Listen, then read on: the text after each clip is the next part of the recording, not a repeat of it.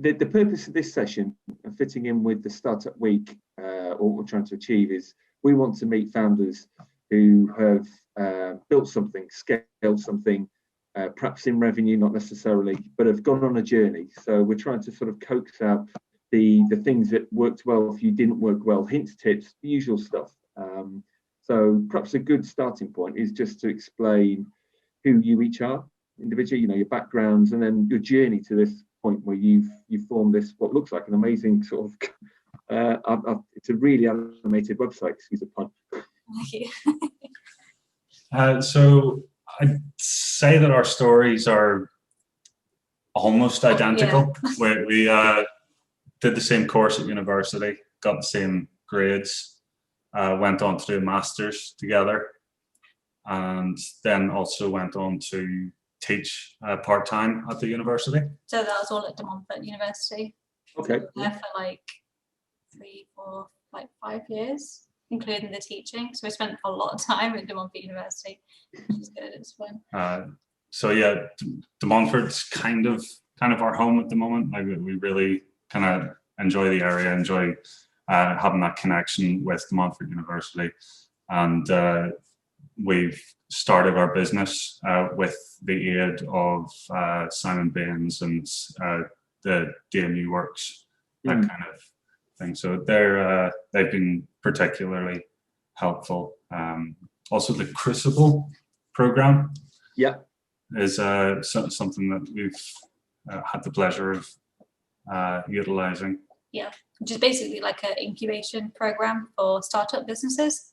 So we get to actually share a room with other startup businesses, which is extremely fun because then you get to learn what everybody else is doing, and it's good because you're going through the same kind of process as they are. And it's a shame because obviously with the whole pandemic, we've not actually been able to see them since March, but usually we get to share a room with them, and that's actually at the Innovation Centre, which is on campus, which is really good. Yeah. So the NatWest funded? I get mixed up with the different. I mean, you got some things.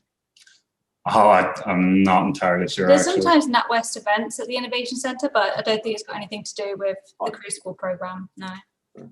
So what I'm hearing is I take it your studies were in the field of animation or 3D graphics, so perhaps building on that, so I'm interested, the conventional route would be, let's go and get a job. So it's, what made you split from that? Or maybe you did do that for a while, and obviously you're running your own company now. So yeah, what was the sort of the motivation or the lead up to that, I guess? So I think jobs are scarce to begin with, and animation isn't, well, it's a big industry, but there's not a lot of opportunity around. So you've got like a few select big businesses and things like that. So we wanted to kind of just make our own mark. We'd already done work together, and we thought like we can definitely kind of I don't know. Because we finished our bachelor's degree together, and then our whole master's degree was together. So we basically shared the entire project. So by that point, we just wanted to do work together and produce animations together. And if we went to businesses, there was a lot of a smaller chance of even, getting put together, and we were in separate places. So we just wanted to continue doing work together and that kind of thing, yeah. Did it perhaps not feel as risky as some other ventures because you had the skills? Presumably the startup costs, there will be some, but it's not tens of thousands of pounds, I'm guessing. It's an office, and you could even do it remotely on a beach in Thailand. You've got perhaps one of those enviable, businesses that you could take this anywhere in the world. Maybe so. In terms of where you are now compared to where you started from, how long has it been since you incorporated and sort of got your first customer? We started in October 2019 when we were established, and we got our first customer basically a month or two later, wasn't it?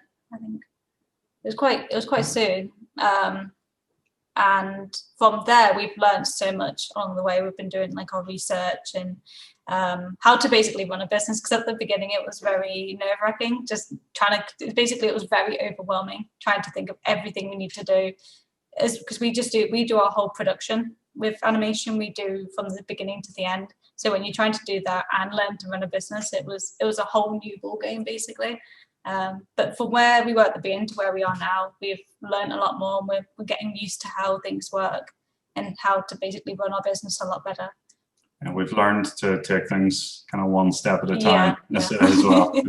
There's a lot to do, and it was kind of realizing how much there was to do at the start kind of made us panic and kind of try and get everything done.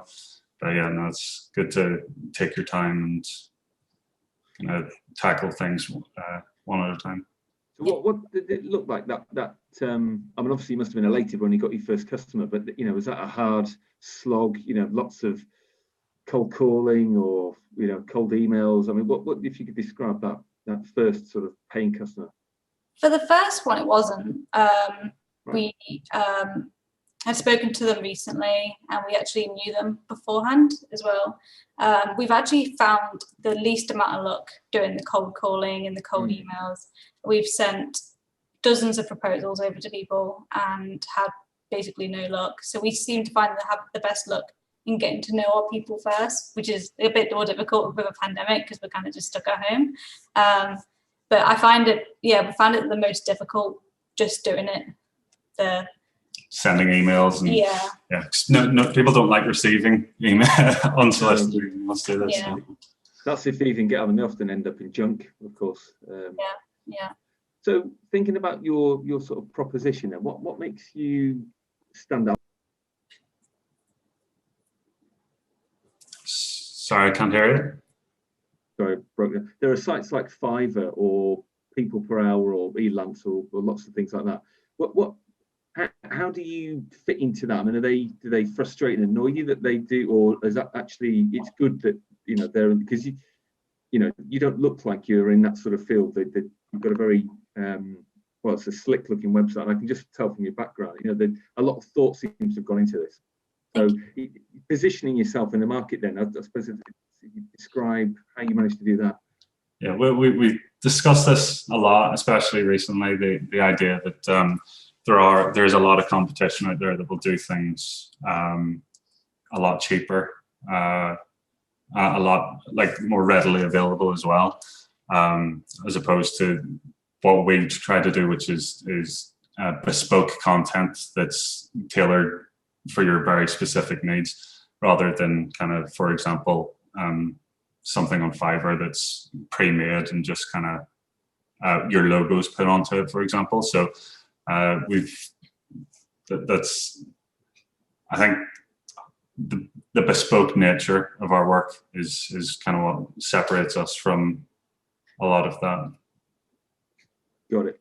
And you might I could be wrong, but I get the impression that you would perhaps do a bigger piece of work. So maybe it's as you say on your website, an explainer video. So if you go to Fiverr, you might just be looking for a logo or whatever trademark thing, but you'll perhaps position yourself as a company that might want an explainer video that could last for 5 minutes or 3 to 5 minutes. So I guess that's you're separating yourself there. You're not doing the smaller pieces of work. It's I mean, in some ways it's you're creating something much more than just it's an animation. It's a much bigger piece of work. I guess you won't have lots of little projects. That they tend to be smaller but bigger in size. Yeah, a minute of animation could take about a month, depending on the complexity of the project. I remember trying to explain this a long time ago to my parents. Right. It's like the Snow White, for example, was animated 24 frames a second. So that's 24 hand painted pictures a second, and the movie was 90 minutes long. So that's 24 pictures hand painted in a factory, but like hundreds of people painting these glass panes. And like obviously it's a lot faster now. We don't need a factory full of people to produce an animation, but it's still a lengthy process, which is essentially why it's kind of rarer to be seen in the in the marketplace. So you'll have live action stuff, for example, and advertising is always going to be easier to do, but then animation is stands out a lot more. For example, you've got like Satsuma singing Orange. I don't think I've seen that in years, but it's still the first animated, or it's still pretty much the first advertisement that comes to my head. Or the Meerkats, for example, and you compare that to the only other thing I can think of is like the people falling down the stairs and injury lawyers for you or whatever, you know, like right. It's kind of, it doesn't quite stick with you the same way as animation, but because of that, the effort that goes into it seems to kind of relate. Sure. I remember seeing a documentary, stop motion on Wallace and Gromit, and just the amount of time and effort that went into that looked phenomenal. Yeah. Anyway, sorry, I'm taking us off piece. I'm really keen to. So you incorporated, or you started your business about a year and a half ago ish. You got some customers. Your first one wasn't too challenging; they were known to you, but presumably some of the others weren't known, or maybe they were. But I've just, there might be other people on this event that are starting out, and one of the things we get asked quite a lot through Leicester Startups is, getting those first customers is crucial. So, anything to share around that? I'd say for us, it's actually been, like Lo said earlier, the people we know. So not particularly like friends or anything like that.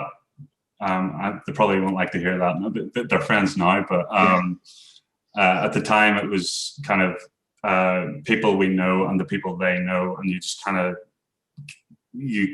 get into their social circles and talk to people. It's better.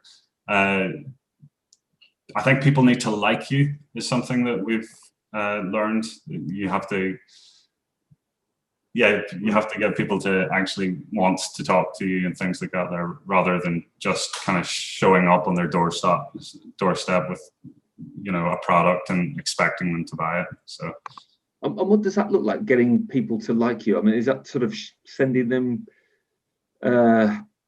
clips of your work, or as an opener, or is it through social channels, through meetups? I'm not going to lie. I don't really understand it myself. I just try and. I think it's just getting to know people.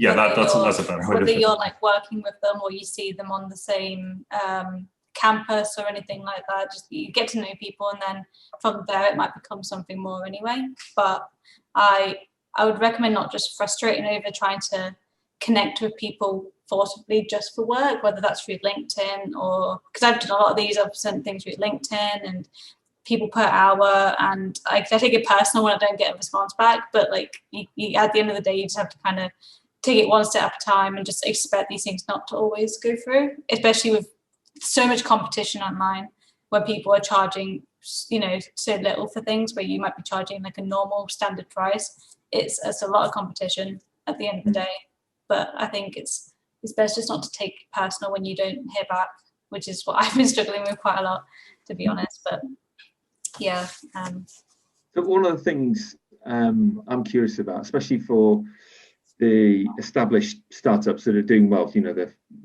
had Liam from eBay on Monday and asked the question around strategy. So do you have a sort of a 3 or a 5 year plan? And I know obviously things change all the time. COVID's a great example, a horrible example of that. But I'm curious to know if you do, and then what that looks like, because presumably in your industry, you're never sure when the phone's going to ring. You might finish one and worry that you've got nothing for a few weeks or months. But the pipeline, I guess, so yeah. Any thoughts on that? We have a year plan, which is quite short. Okay. It could be updated now, actually. So we usually take it as we go along. We'll be doing projects, and then when we see them come to an end, we'll usually do a personal project on the side, either for our own entertainment or just something we haven't done before. Because we've got explainer videos, but we haven't done like product videos and stuff. So maybe we'll do one for a bit of fun, but then that goes in our portfolio to be shown to other people. So we'll usually fill in the gaps with our own work to build up our portfolio, and then whilst we look for other work. And that's usually just how we do it at the moment, whilst trying to focus on our social media platforms and just take it one step at a time, really. Because I feel like when I do like a plan anyway, I don't know what goes in it really, except for like, I get a video overwhelmed with it. So we just kind of do one step at a time, see how we get on. Anything else? Another thing would be our kind of passive income is kind of goes into our kind of longer term plans. So we'll have our projects that we'll work on for clients, and then when we know that there's likely nothing coming in for a while, we put stuff up on YouTube, for example, to try and get ad revenue coming in, which has been particularly useful during the pandemic, because we've had less business to business kind of work. So we've put stuff out there for just anybody to watch, and people enjoy it, and we kind of get feedback on that, and at the same time earn through ad revenue. I've just noticed, David, you've put your hand up. Do you have a question? Oh, I think you're on mute. Sorry. Can you hear me now? Yes. Yeah. Excellent.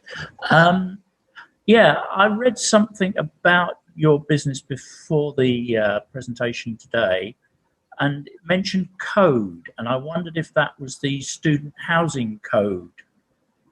Lois is nodding, so obviously yes. And I'm wondering, how was that link made? I know they do some accommodation for DMU. Was it through the DMU that you made that link, or was it directly? I know Jamie Lewis and Lynn Lewis, who are kind of the directors of code. I wondered if you'd had direct contact with them, or whether you'd gone through a sort of pitch in some form. How did that contract come about? So we both actually worked at Code for a while. And that's a nice link. So I remember I was sat in an office with one of the managers, and they had a problem that we couldn't solve, and we just kind of turned the laptop around with an example of our work on it, and we're like, we could do this. So we provided them with some examples and a brief and things like that there, and I think they really liked the idea. So we got like 3. A happy accident, so to speak, almost. Yeah, it's good though. And because we worked with the customer care and all the questions that come in when we were doing these explainers, we knew exactly how they worked. So we didn't have to do that much research. We knew already how these things work. So we basically 3D modeled the flat and put everything together, just knowing how we were very lucky to actually get the opportunity. But yeah, because we've been working at Code 3 years, or I've been 3 years, I think Dal was 2 years. So we knew everything really well, and it was a really good opportunity. That no research was required in order to present the service to the customer, so to speak. Pretty much, exactly, yeah. So. Right, very helpful. Thank you. That's okay, thank you. So you're established, you've got customers, you're on the lookout for more customers, you're clearly very gifted at what you do, and when you haven't got paying customers, you using that time to create your own sort of side projects that you could then use to showcase and promote the business. But and that all makes sense, and why wouldn't you do that? I wonder, where is either one of you horizon scanning for emerging developments in the technology? You know, are you and I don't know if there's applications here for virtual reality. Are either of you thinking about, you know, what does this look like? You know, I suppose this is back to my strategic plan, but and I know nothing about animation, so apologies.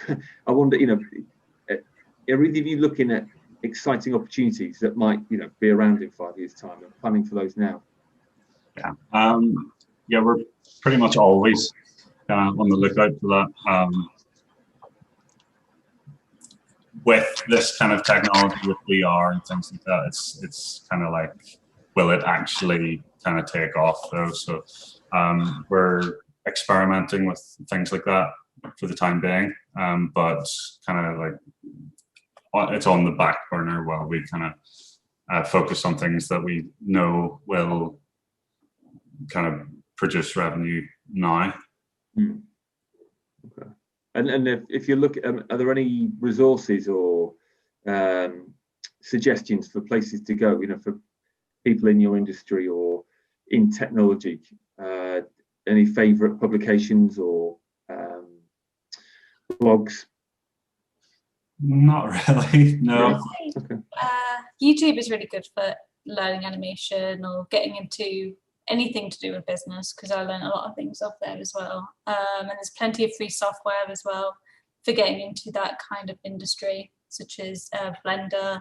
There's so much now in the past 5 years that we didn't have a few years ago that is making it so much easier to get into anything now. So I think YouTube is the best thing to use just for anything. And then from there it splits out, and you can find this information on this website and this information here. And it's just really useful like that for anything. So we had Jim Shields on our marketing session this morning, and they were talking about guerrilla marketing techniques. I'm going to make a mess of what he did, but he sent his team to a charity shop. I think there was 3 of them with £10, and they said, come back with the weirdest, wackiest thing you can find, which they did. Someone brought a broken teas made, someone bought a jigsaw box with a missing piece, and it was weird and wonderful stuff. And they sent it to companies that they really wanted to work with, but they packaged it up beautifully. And accompanying each one of these things was a note to say, you know, and again, you know, make yourself a cup of tea, or email us if you want the missing jigsaw piece, stuff like that. And I wondered if you'd ever thought about doing something similar, whereby you might have a perfect, I'm not sure that's such a thing, a client in mind, and you think, you know, do you know what, they would really benefit from what we can do. Why don't we do a 30-second animation for free? No expectation, and just send it all to, and by judging by that, that'll take 2 weeks actually. So, you know, a taste of what you can get, and but made for them, you know, as a you know, suggestion. Is that, you know, have you ever heard of anyone doing that? Or I was just inspired by what Jim said this morning. I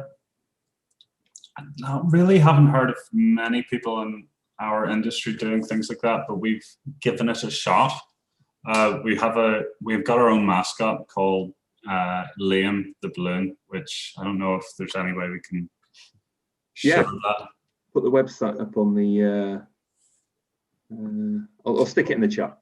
Okay. Cool. So Liam is what we're calling a social media mascot, and the whole point is that Lois and I are pretty shy when it comes to social interaction and stuff like that there. So if I had my way, you would be talking to a balloon right now, and I wouldn't be here. But yeah, so we've got Liam, and we just before the pandemic, so about January, February, we were running around Leicester talking to businesses and getting photographs with business owners and things like that. But I was replacing myself in the selfies, unbeknownst to them, with Liam the Balloon. So they'd see the social media posts where they've got a photograph with our mascot and stuff, and it that was our kind of guerrilla marketing. So like we were advertising we were essentially giving out like free advertising for all these businesses that we enjoyed. Yeah. With our mascot, and then kind of, but it was more of a taster because it's our mascot at the end of the day. Sure. But that perhaps would give another company a sense of, oh, okay, well, we could have our own mascot potentially, or yeah. Okay. I wondered also if, especially in these lockdown periods, there are some things that companies would use human beings to. So Jim, to use Jim Shields again, he shoots corporate videos for all sorts, cyber security, health and safety. But his angle, and he's very clever, and he's been bought out, and life's changing some of money, is that he injects a lot of humour into it. So it's a really interesting, engaging way for an employee to make sure that they're up on their whatever it might be. And I wonder, in this time of COVID, are there opportunities whereby you could produce an animation for a company that they perhaps can't do because obviously, we can't come together and stay, so I wondered if you thought about that, or if or perhaps if not, then other opportunities that might have been presented by the pandemic. Yeah, we recently did work for the Niche Business Awards. Yeah. Oh, yeah. That took place last week on Friday, and they were going to have theirs at a venue, which would have been last year. Because of COVID, they've had to push it back. So this year, it was basically all done online. So our work was basically shown throughout the night. It was like the majority of the night, because basically the whole thing was visual via Zoom. Yeah. So our work actually does the majority of that evening. So as opposed to the usual event where everybody would actually physically be there, and there would be round tables, and everybody would have their dinner. Our work kind of replaced the majority of that this year, which was quite interesting for both us and Niche to have that kind of that Zoom meeting. Sorry. I'm just trying to picture that in my head. I can't fathom. So it was a virtual event. Yeah. So folks were sat at home on their laptop computer, but they could see animations in the background, or is that? Yeah. So they had a host stood on a stage, right? But it had behind him projected our animations that had all of the winners and the runner up and all of them. And we even had an animated DJ for the end, with like a disco sequence and stuff like that, which would obviously replace the dance floor at the end of the actual night. So yeah, there have been opportunities come forth throughout this. I think it would have been nice to obviously we still would have preferred going out and actually doing it in person, or at least getting our balloon to pretend to do it, but that was fine. So is that what did Niche think? Did it work? Is it something that you could run with again? Is it an opportunity that could be used for different companies? I'm just trying to get a sense of I suppose if it's an opportunity. Yeah, I think Niche definitely seemed to like it anyway. So we're in talks with them about potentially continuing that kind of line of work. But it's definitely something that could be. I imagine until the whole thing is resolved worldwide, we're going to see a lot more stuff like this anyway. Online award ceremonies and things like that, where people are going to want it's going to have to seem grandiose, even though we're all sat at home at our computers with our bow tie on and our pajamas. Yeah. So we've got that job essentially of making it appear, giving you that experience of being somewhere else while sat at home. which is, I suppose, kind of what animation's about anyway. And is that something that you managed to film and capture, and could you, going back to the guerrilla marketing technique, package that up and send it to other companies to say, hey, look, you could have this at this cost? Or any thoughts on sort of trying to promote what you've done, use that as marketing collateral? We haven't. It's been pretty recent, so we're still like right in the early kind of days of considering all of that, but it's definitely something that we want to consider. Yeah. Plus, we've done a case study on it, so if we find somebody looking for a similar thing, we say, "Oh, this is what we've done. This is how it helped them, and we could do something similar for you, doing it like this." So, and we've got a bunch of those case studies on our website as well. So I feel like every time we add something new, it gives us a bit of like ammunition to go to somewhere and say, "This is what we can give you, because this is what you're looking for." That kind of thing. Yeah, that's what is that called, the portfolio in your industry? Your sort of portfolio work that you keep adding to. Yeah, I mean, just looking at your background, that to me looks like something you could potentially productize, sell. For 50p, or I don't know. But actually, maybe not 50p. That's too cheap. But if you make one, you could sell thousands. I'm just interested in. I don't know, deploying what you do in other areas, the things that might not necessarily seem obvious. You often hear it called pivoting in the startup world. But in your case, it's maybe not, it's just packaging up and selling it into a sector that you hadn't previously thought of or wasn't necessarily apparent. I think that was Jim's story with the health and safety or corporate videos. He didn't start making those. He just heard of an opportunity, dived in, and it's done incredibly well. Yeah. Actually can't remember what I was going to say now. Sorry. Well, I'm conscious I've just talked for 40 minutes, and I wanted to make this, give others an opportunity. So, of anyone in the audience, if you've got questions, feel free to drop them in the chat. Because I suppose that, there's loads of questions. So, if you were doing this again, what would you do differently? I suppose, or with the benefit of hindsight, the obvious mistakes maybe you made or should have seen coming. Yeah, I'd say to take it less personally whenever we're out looking for work, because it's easy to kind of like take someone not responding to an email personally, but like at the end of the day, everybody's got their own life going on. Like, you don't know what's going on. It could have went into junk. There's so many different things. So it's just kind of best to let water off a duck's back kind of thing. I think try not to overthink everything as well. Again, one step at a time. Like, I need to do this part of the business. I'll do that today.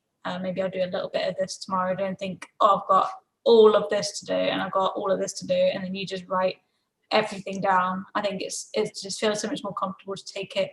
Timetabling, it's definitely something that we should have done a lot earlier. Yeah, like a project management software or something that just clumps you together to work on a project in a time. Or honestly, we've got at the moment a whiteboard.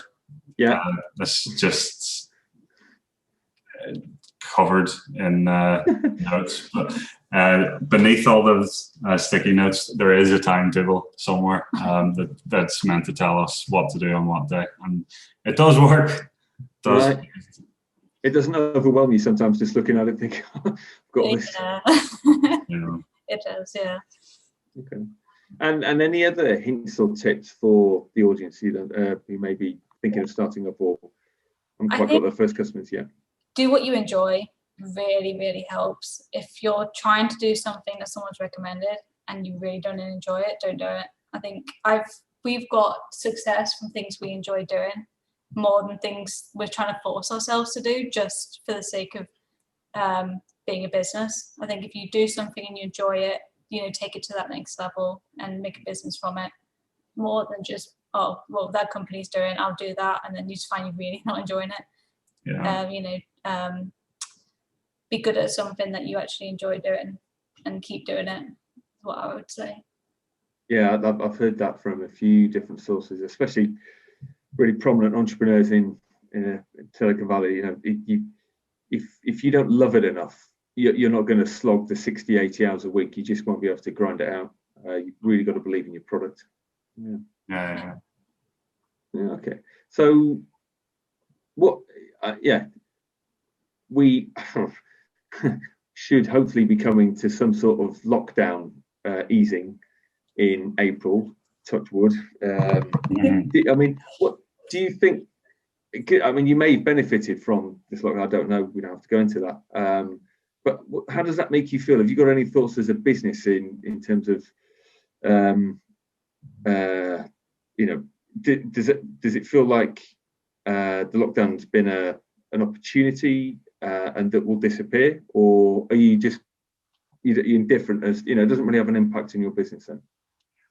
As I said, the kind of B2B aspect, business to business, has been a lot slower during the lockdown, just because obviously there's less businesses starting off. We've got less businesses, like there's so many people on furlough, for example, things like that there. So right. I think we're kind of looking forward to it coming to an end. I think everybody is, but you know what I mean. It's sorry. Yeah, from a business, but yeah. I would say though that it has given us a great opportunity to hone our skills though. So throughout the lockdown, we've while work has been slow, kind of practiced and did personal projects and speculative work as well for like companies that we want to work for, kind of like the guerrilla marketing you were talking about. So we produce things that we normally wouldn't have time to and send it out to companies in hopes that they'll see that and respond. So, and the other dirty word, Brexit. any impact? Any impact from that either now or potentially in the future? I guess we'll soon find out. Really, it hasn't affected us yet. But I think if we try to do digital services to other countries, it might have some kind of impact on us. We're not looking forward to finding out, but at the moment, it's not had an impact on us. So, because all of our business has been within the UK for the time being, and we don't have any imports or exports to worry about. Everything's fine for the time being, but I think we do want to kind of expand to kind of USA territory eventually. Just, I mean, like online sales. So I don't know how much it's going to affect all of that. Like, I don't think really anybody fully understands yet. It's still in progress, isn't it? So it's early days. Yeah. And as a digital business, you can send files over the internet. Obviously, you don't have the logistics. Okay. So, are there any questions, or is there anything else you want to sort of share with the audience? Anything that you wish I'd asked, or that we haven't touched on, that you think we might be relevant for others who are starting up or have just begun? I think if you're from DMU, it's worth checking out the Crucible program. It's run by Percy Emmett, and it's extremely useful in teaching you how to run a business. You get loads of support. whether you haven't even like established a business yet, if it's just an idea at that point, it's extremely useful to just talk with somebody to get an idea of what you want to do. And, you know, it might end up changing, or you might end up doing something different entirely from your first idea. But it's been so useful to us setting up a business. I don't think we would be where we are without it today, to be honest. Yeah, been really good. So definitely check that out. Yeah. Well said. And if you're not from DMU, have you come across anything else that you could point people towards or recommend? I'm fairly sure Leicester Uni has its own startup programs. I obviously haven't needed to look into that too much though, so I definitely recommend checking out Leicester Uni's website, trying to see what support they have for startups. If they have any kind of incubation program, like Crucible, where you can meet up with other businesses, or even co-working spaces. I believe you said that you're starting a co-working space, hopefully. Yeah. Obviously, we did none at the moment, but April-ish, depending on the lockdown. Yeah. So that kind of thing is very, very useful to kind of bounce ideas off of other people, especially in other industries. I think it is particularly useful because they have a perspective that you really wouldn't have considered. Like, for example, we're primarily artists. And then getting a perspective from people that would essentially be our target customers who happen to be sitting next to us is kind of invaluable, really. Yeah, I can definitely back you up on that. Yeah, that's one of the advantages of having a co-working space, just an ecosystem of like-minded folks who are way more likely to, their peer support, I guess. Mm-hmm. Yeah. There's loads of networking events as well. I don't know how they're run quite now because of the pandemic. I think they're mostly online, but there's things like Creative Coffee, which is in the city centre, and a few others. You're going to be mixing with all these different people with their businesses, and it's just great talking to like-minded people from art type ones or design to engineering and things like that. So with Leicester, there's loads of opportunity to be talking to people with businesses and learning from it.